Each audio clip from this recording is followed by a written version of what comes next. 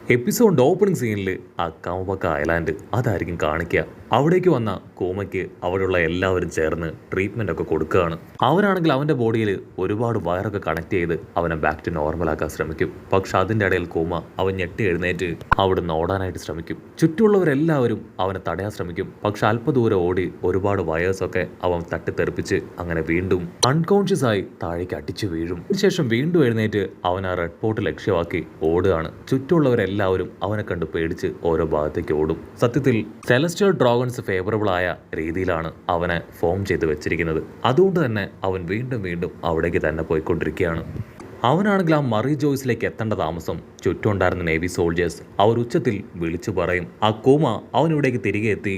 അവനിവിടേക്ക് തിരികെ വരുന്നത് നമുക്ക് വലിയ അപമാനമാണ്. ഉടനെ സെലസ്റ്റിയൽ ഡ്രാഗൺസ് ആണെങ്കിൽ കോമയെ അറ്റാക്ക് ചെയ്യാനായിട്ട് ഉത്തരവ് പുറപ്പെടുവിക്കുകയാണ്. ചുറ്റുമുള്ളവരെല്ലാവരും വലിയ വലിയ ഗണ്ണും കനോൺസും ഒക്കെ ഉപയോഗിച്ച് ഇപ്പോൾ അവനെ നിർത്താതെ ഷൂട്ട് ചെയ്തുകൊണ്ടേയിരിക്കും. കൂമയാണെങ്കിൽ ഒരുപാട് ബുള്ളറ്റ്സ് അങ്ങനെ അവന്റെ ബോഡിയിൽ തറച്ചു കയറി വേദനയിൽ അങ്ങനെ നിൽക്കും. സോൾജിയേഴ്സ് എല്ലാവരും ചേർന്ന് വലിയ വലിയ ചെയിൻ ഉപയോഗിച്ച് ഇപ്പൊ കൂമയെ വലിച്ചു മുറുകയാണ്. അടുത്ത നിമിഷം കൂമ അവൻ ടെററായി ഒരു പ്രത്യേക പവർ പാറ പോലെ അവർക്ക് നേരെ ക്രിയേറ്റ് ചെയ്ത് അയക്കും. ആ ഒരു പവറിൽ അവരങ്ങനെ തെറിച്ചു പോയി അടിച്ചു വീഴും. അപ്പോഴായിരിക്കും അക്കൈനോ അവിടേക്ക് ഒരു എൻട്രി കൊടുക്കുക.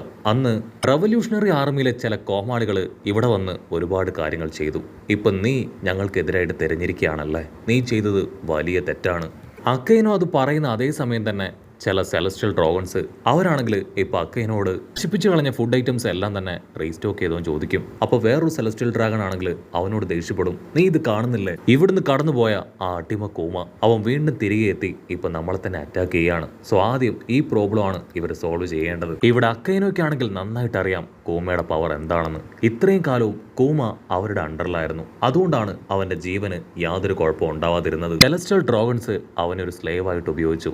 ഇപ്പൊ അവന്റെ കൺട്രോൾ നഷ്ടപ്പെട്ടിരിക്കുകയാണ്. അതുകൊണ്ട് തന്നെ അവനിപ്പോ വലിയൊരു അപകടകാരിയാണ്. അത് മനസ്സിലാക്കിയ അക്കൈനോ ആണെങ്കിൽ അവന്റെ കൈ അതങ്ങനെ ലാവയാക്കി മാറ്റി ചാടി വന്ന് കോമയുടെ മുഖത്ത് തന്നെ ഒരു പഞ്ച് ചെയ്യും. ആ പഞ്ചിൽ അവന്റെ മുഖത്ത് ക്രാക്ക് വീഴും. ചോര തുളുമ്പി കോമയാണെങ്കിൽ ഇപ്പോ ഒരു സെക്കൻഡ് അക്കൈനോയെ നോക്കും. അതിനുശേഷം ഉഷാറായിട്ട് ഓടുകയാണ്. അക്കൈനോ ആണെങ്കിൽ വിട്ടുകൊടുക്കാതെ അവന്റെ ഫയർ പവർ കോമയുടെ പിന്നാലെ ഉപയോഗിച്ചു കൊണ്ടേയിരിക്കുകയാണ്. കോമയാണെങ്കിൽ അവന്റെ തന്നെ കൈ അവന്റെ ബോഡിയിൽ ആഞ്ഞടിച്ച് ഇപ്പൊ കുറെ കൂടെ ദൂരേക്ക് പോകും. ഇവിടെ അക്കൈനോയ്ക്ക് ആണെങ്കിൽ ഒരു ഫ്ലാഷ് ബാക്ക് ഓർമ്മ വരികയാണ്. ന്യൂ ഐലാൻഡില് അവരുടെ കയ്യിൽ നിന്ന് രക്ഷപ്പെട്ടു പോയ ബോണി അവനെ വലിയൊരു സാഹസികമായിട്ടുള്ള യുദ്ധത്തിലൂടെ അവരിപ്പോ തിരികെ പിടിച്ചിരിക്കുകയാണ്. ആ ജ്വല്ലറി ബോണി ആണെങ്കിൽ ദേഷ്യപ്പെട്ട് പറയും, നിങ്ങൾ എന്നോട് ചെയ്തത് ഒരിക്കലും ഞാൻ മറക്കില്ല. അതിന് നേവിക്കാർ പറയും, നിന്റെ പപ്പ കൂമ അവനിപ്പോ പഴയ കൂമയല്ല, നേവിയിലെ വെറും ഒരു വാളണ്ടിയർ ആയിട്ട് അവൻ മാറിയിരിക്കുകയാണ്. സോ നിന്നെ രക്ഷിക്കാൻ ഇനി ആരും തന്നെ വരില്ല. അതിന് ജ്വല്ലറി പെണ്ണാണെങ്കിൽ ദേഷ്യപ്പെട്ട് പറയും, ഒരു കാരണവശാലും എന്റെ പപ്പ എന്നെ കൈവിടില്ല. അദ്ദേഹം ഇങ്ങനെയൊക്കെ ആയി മാറണമെങ്കിൽ തീർച്ചയായിട്ടും അതിന്റെ പിന്നിൽ നിങ്ങൾ തന്നെയായിരിക്കും എന്ന് പറയും. അക്കൈനോ ആണെങ്കിൽ ആ കാര്യങ്ങളെല്ലാം ഓർത്ത് അങ്ങനെ നിൽക്കുകയാണ്. അത് കണ്ട് സെലസ്റ്റിയൽ ഡ്രാഗൺസിന്റെ കൺട്രോൾ പോയി അവർ വിളിച്ചു പറയും, നീയാണ് ഇപ്പോഴത്തെ ഫ്ലീറ്റ് അഡ്മിറൽ. ഒരു കാരണവശാലും ആ കോമയെ നഷ്ടപ്പെടുത്താൻ പാടില്ല, അവനെ കൊന്നു കളയണം. അവിടുന്ന് അങ്ങനെ സീൻ കട്ട് ചെയ്ത ഇവിടെ ആ മാസി വിസ്റ്റേഴ്സ് അവറ്റുകളെല്ലാം ചേർന്ന് ഇപ്പോൾ ആ സീ മോൺസ്റ്റേഴ്സിനെ തകർത്ത് കളയാണ്. നേവിക്കാർക്ക് ഭയങ്കര സന്തോഷം. കാരണം ഓൾറെഡി അവരുടെ ക്യാപ്റ്റൻ കിസറു ആളാ ലാബിലേക്ക് പോയി കഴിഞ്ഞു. കട്ട് ചെയ്ത ഇവിടെ കിസറു അവനാണെങ്കിൽ ലൂഫി ആയിട്ട് പൊരിഞ്ഞ പോരാട്ടം. ഫോർത്ത് ഗിയർ എടുത്ത് ലൂഫി അവനെ അറ്റാക്ക് ചെയ്യുമ്പോൾ തന്നെ കിസറുവിന് മനസ്സിലാവും ലൂഫി അവൻ പഴയ ലൂഫി അല്ല, അവൻ ഒരുപാട് പവർഫുൾ ആണെന്ന്. അവൻ ക്യൂസ്ഡ് ആയിട്ട് ലൂഫിയോട് ചോദിക്കും, സത്യത്തിൽ നീ ഒരു പൈററ്റ് അല്ലേ, എന്തുകൊണ്ടാണ് നീ ഡോക്ടർ വേഗ് ഓഫ് പങ്കിനെ അദ്ദേഹത്തെ രക്ഷിക്കാനായിട്ട് ശ്രമിക്കണേ? അത് കേട്ട് ലൂഫി ആണെങ്കിൽ മറ്റൊരു ചോദ്യം തിരിച്ചു ചോദിക്കും, സത്യത്തിൽ നിങ്ങൾ എന്തിനാണ് ഡോക്ടർ വേഗ് ഓഫ് പങ്കിനെ കൊല്ലാൻ ശ്രമിക്കുന്നത്? അദ്ദേഹം നിങ്ങളുടെ അസിസ്റ്റന്റ് അല്ലേ? ആ ചോദ്യത്തിന് ഉത്തരം അതെനിക്ക് ആദ്യം വേണമെന്ന് പറഞ്ഞ് ലൂഫി ആണെങ്കിൽ വളഞ്ഞു തിരിഞ്ഞ് അവനെ പഞ്ച് ചെയ്യും. പക്ഷേ കിസറു അവന്റെ കൈ തട്ടിത്തെറിപ്പിച്ച് അങ്ങനെ മിന്നൽ വേഗത്തിൽ പുറകിലേക്ക് പോവാണ്. അവന്റെ ലക്ഷ്യം അവന്റെ ഫുൾ പവർ ഉപയോഗിച്ച് ലൂഫി അറ്റാക്ക് ചെയ്യുക എന്നതാണ്. കിസറു ആണെങ്കിൽ സെക്കൻഡുകൾ കൊണ്ട് അവന്റെ പഞ്ച് ഇപ്പൊ ലൂഫിയുടെ ബോഡിയിൽ ഏൽപ്പിക്കുകയാണ്. ആ പഞ്ചിന്റെ ഇമ്പാക്റ്റിൽ ലൂഫി തെറിച്ചു പോയി ആ റോബോട്ടിന്റെ മേലെ ആഞ്ഞടിക്കുകയാണ്. അതിൽ വേഗ് ഓഫ് പങ്ക് വർഷങ്ങളായിട്ട് കഷ്ടപ്പെട്ട് റിസർച്ച് ചെയ്തുണ്ടാക്കിയ ആ ഒരു റോബോട്ട് അത് രണ്ടായിട്ട് തകരും. റോബോട്ട് പിടിച്ചിരുന്ന നമ്മുടെ ആൾക്കാരുടെ കപ്പൽ അതാണെങ്കിൽ ദൂരേക്ക് തെറിച്ചുപോയി അടിച്ചു വീഴാണ്. പക്ഷെ കപ്പലിനാണെങ്കിൽ കാര്യമായിട്ട് ഇമ്പാക്റ്റ് ഒന്നും സംഭവിക്കില്ല. ഇവിടെ ഫ്രാങ്കിയും ജ്വല്ലറി പെണ്ണും അവരും ഒരു ഭാഗത്തേക്ക് വന്ന് വീഴും. ലിലിത്തിനാണെങ്കിൽ കാര്യമായിട്ട് പരിക്കുകളൊന്നും പറ്റില്ല. അവൾ ബെൻഡായി പോയ ആ റോബോട്ടിന്റെ ഡോറ് അത് ചവിട്ടി തുറക്കും. അടുത്ത നിമിഷം അവൾ കാണും ആ റോബോട്ടിന്റെ ഇലക്ട്രിക് വയേഴ്സ് അതങ്ങനെ ഷോർട്ടായി അതിന്റെ ഓരോ ഭാഗമായിട്ട് തീ പിടിക്കുകയാണ്. അവളാണെങ്കിൽ ദൂരേക്ക് എടുത്തു ചാടി നമ്മുടെ ആൾക്കാരോട് റോബോട്ടിന്റെ അടുത്തുനിന്ന് ദൂരേക്ക് പോകാനായിട്ട് പറയും. അത് കേട്ട് എല്ലാവരും ഇപ്പൊ ദൂരേക്ക് ഉഷാറായിട്ട് ഓടുകയാണ്. അടുത്ത നിമിഷം ആ റോബോട്ട് മൊത്തത്തിൽ പൊട്ടി അങ്ങോട്ട് തെറിക്കും. ആ റോബോട്ടിന്റെ ഓരോരോ പീസുകളായിട്ട് തെറിച്ച് വരുന്നത് കണ്ട ലിലിത്ത് അവളാണെങ്കിൽ ഒരുപാട് വിഷമത്തിൽ വിളിച്ചു പറയും അത് ഡോക്ടർ വേഗോഫ് പങ്ക്. ഡോക്ടർ വേഗോഫ് പങ്കിന്റെ ഒരുപാട് കാലത്തെ ഡ്രീമാണ്. അതാണ് ഒറ്റയടിക്ക് അവൻ നശിപ്പിച്ചു കളഞ്ഞത്. ഫ്രാങ്കി ആണെങ്കിൽ അതൊന്ന് ടെൻഷനാവും. ഇതാര് ചെയ്തതാണെങ്കിലും അവനെ വെറുതെ വിടാനായിട്ട് പാടില്ല എന്ന് പറയും. അപ്പോഴായിരിക്കും 1000 സണ്ണി കപ്പലിനെ കുറിച്ച് അവൻ ഓർമ്മ വരിക. ജ്വല്ലറി പെണ്ണാണെങ്കിൽ വിളിച്ചു പറയും ലൂഫി അവൻ ആ പഞ്ചിന്റെ ഫോഴ്സിൽ റോബോട്ടിന്റെ മുകളിലേക്കാണ് വന്ന് വീണത്. അവൻ എന്താ സംഭവിച്ചെന്ന് അറിയില്ല. എത്രയും വേഗം ലൂഫിയെ കണ്ടെത്തണം. ജ്വല്ലറി പെണ്ണാണെങ്കിൽ ഇപ്പൊ ലൂഫി വീണ് കിടക്കുന്ന ആ ഭാഗത്തേക്ക് വരും. അപ്പൊ അവൾ കാണും ആ കിസറു അവൻ അങ്ങനെ ടെററായിട്ട് നിൽക്കുകയാണ്. അവിടെ ഉണ്ടായിരുന്ന ഒരു വയറ് അതുപയോഗിച്ച് അവൾ കിസറു ആഞ്ഞടിക്കും. പക്ഷെ അവനാണെങ്കിൽ അത് തട്ടി മാറ്റി അവളുടെ ദേഹത്ത് ആഞ്ഞ് ചവിട്ടുകയാണ്. ആ ഒരു ഫോഴ്സിൽ അവൾ അങ്ങനെ തെറിച്ചു പോകും. ഫ്രാങ്കിക്കാണെങ്കിൽ അത് കണ്ട് സഹിക്കില്ല. അവന്റെ ബീം പവർ അതുപയോഗിച്ച് അറ്റാക്ക് ചെയ്യാൻ ശ്രമിക്കും. പക്ഷെ അപ്പോഴേക്കും കിസറു അവൻ അവിടെ നിന്ന് ഇൻവിസിബിൾ ആവുകയാണ്. ലിലിത്തും ഫ്രാങ്കിയാണെങ്കിൽ ചുറ്റും നോക്കും. അവനെ അവിടെ എവിടെയും കാണാനില്ല. ഉടനെ ലിലിത്താണെങ്കിൽ ഫ്രാങ്കിയോട് പറയും എത്രയും വേഗം കൺട്രോൾ റൂമിൽ വിവരം അറിയിക്കണം. ഡോക്ടർ വേഗോഫ് പങ്കിന്റെ ജീവൻ അതിപ്പോൾ ആപത്താണെന്ന് പറയും. ഫ്രാങ്കി ആണെങ്കിൽ ഉസോപ്പിനെ കോണ്ടാക്ട് ചെയ്യും. ഉസോപ്പ് ആണെങ്കിൽ കാര്യം തിരക്കും. അതിന് ഫ്രാങ്കി പറയും ആ കിസറു അവൻ ഞങ്ങളെ അറ്റാക്ക് ചെയ്തു.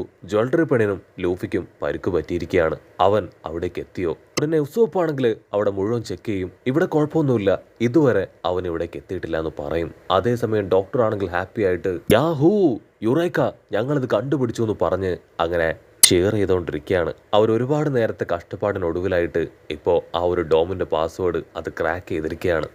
ആ വില്ലത്തി പെണ്ണിനാണെങ്കിൽ അത് കേട്ട് സഹിക്കില്ല. അവൾ ടെൻഷനായി ഉച്ചത്തിൽ വിളിച്ച് കൂവാനായിട്ട് തുടങ്ങും. അതേസമയം ഡോക്ടർ ആണെങ്കിൽ സാഞ്ചിയോടും ജിംബയോടും ആളുടെ ലഗേജുകൾ അത് കപ്പലിലേക്ക് എടുത്തു വെക്കാനായിട്ട് പറയും. അവർക്കാണെങ്കിൽ അത് കേട്ട് ഒരുപാട് അപമാനം തോന്നും. വേറെ വഴിയില്ലാതെ അവരാണെങ്കിൽ അതിനൊക്കെ പറയാണ്. ഡോക്ടർ പറയും അത് 2nd ഫ്ലോറിലാണ് ഉള്ളത്. അത് വളരെ ഇമ്പോർട്ടൻ്റ് ആയിട്ടുള്ള കുറേ ഡോക്യുമെന്റ്സും ഇൻഫർമേഷൻസും ആണ്. പിന്നെ എൻ്റെ റിസർച്ച് റിലേറ്റഡ് ആയിട്ടുള്ള കുറേ കാര്യങ്ങളും അതിനൊന്നും തന്നെ സംഭവിക്കാൻ പാടില്ല. സേഫ് ആയിട്ട് അത് കപ്പലിൽ എത്തിക്കണമെന്ന് പറയും. ഇവിടെ ഉസോപ്പ് ആണെങ്കിൽ ഫ്രാങ്കിയോട് കമ്മ്യൂണിക്കേറ്റ് ചെയ്യുന്ന കണ്ട ഡോക്ടർ ആൾ വിളിച്ചു പറയും ആ ഡോം ഇനി നമ്മളെ കൊണ്ട് ഓപ്പൺ ചെയ്യാനായിട്ട് കഴിയും. എത്രയും വേഗം കപ്പലിൽ രക്ഷപ്പെട്ടു പോകാനുള്ള തയ്യാറെടുപ്പുകൾ അത് നടത്തണം. ഡോക്ടർ അത് പറഞ്ഞു തീർക്കേണ്ട താമസം ആ കിസറു ഡോക്ടറിന്റെ തൊട്ടടുത്തേക്ക് വരികയാണ്. കിസറുവെ കാണേണ്ട താമസം ഉസോപ്പിന്റെ കയ്യിൽ നിന്ന് ആ സ്നെയിൽ താഴേക്ക് പോകും. ഡോക്ടർ ആണെങ്കിൽ അവനെ കണ്ട് ഫ്രീസ് ആയിട്ട് നിൽക്കുകയാണ്. കിസറു ആണെങ്കിൽ ക്യാഷ്ലായിട്ട് ചിരിച്ച് എന്തു പറ്റി നിങ്ങളുടെ പ്ലാനുകൾ അതൊക്കെ തകർന്നു പോയോ? ഡോക്ടർ ടെൻഷൻ ആവേണ്ട കാര്യമൊന്നുമില്ല. സേഫ് ആയിട്ട് ഡോക്ടറിനെ അയക്കേണ്ട സ്ഥലത്തേക്ക് ഞാൻ അയക്കും. പുറത്തുണ്ടായ ആ ഒരു പൊട്ടിത്തെറി അത് ഞാൻ ക്രിയേറ്റ് ചെയ്തതാണ്. നിങ്ങളുടെ ഡ്രീം പ്രോജക്റ്റ് ആയിരുന്നില്ലേ ആ ഒരു വലിയ റോബോട്ട്, അതിനെ ഞാൻ തകർത്തു. കപ്പല് ഒരു ഭാഗത്തേക്ക് തെറിച്ച് വീണ്ടിരിക്കുകയാണ്. നിങ്ങളുടെ രക്ഷാനായകൻ ആ ലൂഫിയെ മൊത്തത്തിൽ ഞാൻ ഡിസ്ട്രോയ് ചെയ്തു എന്ന് പറയും. അത് കേട്ട് നമ്മുടെ ആൾക്കാരെല്ലാവരും ഞെട്ടുകയാണ്.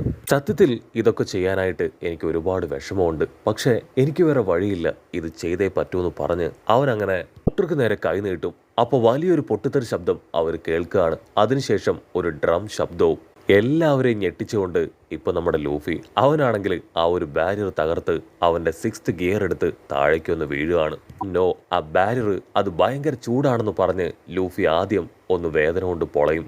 അതിനുശേഷം പഴയതുപോലെ കോമാളിയെ പോലെ ചിരിക്കും. ഇപ്പൊ ലൂഫി ആണെങ്കിൽ ആ ജോയ് ബോയ് ഫോമിലാണ് ഉള്ളത്. ജോയ് ബോയുടെ ഉറ്റ തോഴനാണ് ആ ഒരു ജയന്റ് റോബോട്ട്. സോ ഇപ്പൊ ലൂഫിയെയും ആ റോബോട്ടിനെയും മാറി മാറി കാണിക്കും. കിസറു ആണെങ്കിൽ ആ ലാബിന് ചുറ്റും എന്തോ ഒരു ശബ്ദം കേൾക്കുകയാണ്. പക്ഷെ അതെന്താണെന്ന് മനസ്സിലാവില്ല. ലൂഫി അവനാണെങ്കിൽ കാലിൽ ഘടിപ്പിച്ചതുപോലെ അങ്ങോട്ടേക്കും ഇങ്ങോട്ടേക്കും ഓടിക്കൊണ്ടേയിരിക്കും. അത്രയും നേരവും നമ്മുടെ ആൾക്കാർ കിസറു കണ്ട് ഷോക്കായി നിന്നിരുന്നു. പക്ഷെ ഇപ്പോ ലൂഫിയെ കണ്ട് അവർ ഞെട്ടും. അപ്പൊ ക്യാമറ അങ്ങനെ സൂം ഔട്ട് ചെയ്ത് കാണിക്കും. ജയന്റായ ലൂഫി ആണെങ്കിൽ കിസറുവെ തൂക്കിയെടുക്കുകയാണ്.